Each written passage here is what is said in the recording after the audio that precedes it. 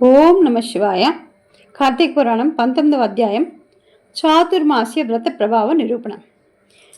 ఈ విధంగా నైమిసారణ్యమందున మహామునులందరూ కలిసి చిదానందుని స్తోత్రం చేసిన పిమ్మట జ్ఞానసిద్ధులను ఒక మహాయోగి, ఓ దీనబాంధవ, వేదవేద్యుడివని, వేద వ్యాసుడివని, అద్వైతుడివని, సూర్యచంద్రులే నేత్రములుగా కలవాలని, సర్వాంతర్యామివని, బ్రహ్మ రుద్ర దేవేంద్రాదులచే సర్వదా పూజింపబడువాడని, నిత్యుడని, నిరాకారుడవని సర్వజనచే స్తుతింపబడుచున్న ఓ మాధవ, నీకు ఇవే మా హృదయపూర్వక నమస్కారములు. సకల ప్రాణికోటికి ఆధారభూతుడివగు ఓ నందనందన, మా స్వాగతము స్వీకరింపుము. నీ దర్శన భాగ్యం వల్ల మేము మా ఆశ్రమములు, మా నివాస స్థలములు అన్నీ పవిత్రములైనవి. ఓ దయామయ, మేము ఈ సంసార బంధం నుండి బయటపడలేకుంటుమి, మమ్మ ఉద్ధరింపము.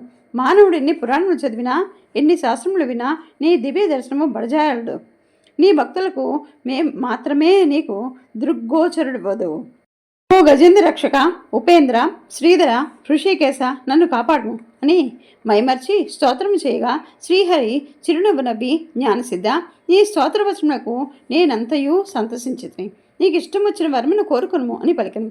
అంత జ్ఞానసిద్ధుడు, ప్రద్యుమ్న, నేను ఈ సంసార సాగరం నుండి విముక్తుడిని కాలేక శ్లేష్మమును పడిన ఈగవలే కొట్టుకొనిచున్నాను కనుక నీ పాదపద్మములపై నా ధ్యానమందు నట్ల అనుగ్రహింపు, మరేది నాకు అక్కర్లేదు అని వేడుకొను. అంత శ్రీమన్నారాయణ, ఓ జ్ఞానసిద్ధుడా, నీ కోరిక ప్రకారం అట్లనే వరమిచ్చితిని. అదేనుగాక మరొక వరము కూడా కోరుకొను ఇచ్చేదను. ఈ లోకమందు అనేక మంది దురాచారులై, బుద్ధిహీనులై అనేక పాపకర్మలు చేయుచున్నారు. అట్టి వారిల పాపములు పోవడానికి ఒక వ్రతమును కల్పించున్నాను. ఈ వ్రతమును సర్వజనులు ఆచరించవచ్చును. సావధానుడే ఆలకిము. నేను ఆషాఢశుద్ధ దశమి రోజున లక్ష్మీదేవి సైతంగా పాలసముద్ర శేషశయ్యపై పబళింతును.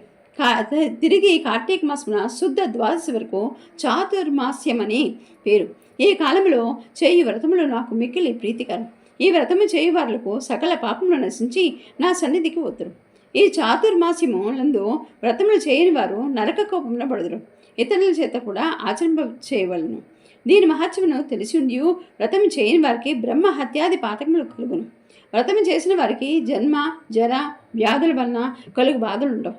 దీనికి నియమితముగా ఆషాఢశుద్ధ దశమి మొదలు శాఖలను, శ్రావణశుద్ధ దశమి మొదలు పెరుగును, శ్రావణశుద్ధ దశమి మొదలు పెరుగును, భాద్రపద శుద్ధ దశమి మొదలు పాలును, ఆశ్విద్య దశమి శుద్ధ దశమి మొదలు పప్పు దినుసులను విసర్జించవలను. నా యందు భక్తి గలవాన్ని పరీక్షించడానికే నేనిట్లు నిద్రావ్యాజమున సైనింతును. ఇప్పుడు నీ వసంగిన స్తోత్రమును త్రిసంధ్యల యందు భక్తి శ్రద్ధలతో పఠించిన వారు నా సన్నిధికి నిశ్చింతగా వత్తురు. శ్రీమన్నారాయణుడు మునులకు బోధించి శ్రీ మహాలక్ష్మితో గుడి పాలసముకేగి శేషపాన్ మీద పవళించును. వశిష్ఠుడు జనక మహారాజుతో, రాజా, ఈ విధంగా విష్ణుమూర్తి, జ్ఞానసిద్ధి మొదలగు మునులకు చాతుర్మాస్య వ్రత మహాత్యమును ఉపదేశించను. ఈ వృత్తాంతమును ఆంగీరసుడు ధనలోభునకు తెలియజేసను. నేను నీకు వివరించాను గాన ఈ వ్రతం ఆచరించుటకు స్త్రీ పురుష భేదం లేదు. అన్ని జాతుల వారిను చేయవచ్చును. శ్రీమన్నారాయణ ఉపదేశం ప్రకారము మునిపొంగులందరూ ఈ చాతుర్మాస్య వ్రతం ఆచరించి ధన్యులై వైకుంఠమున కరిగిరి. 19వ అధ్యాయం 19వ రోజు పారాయణ పూర్తి.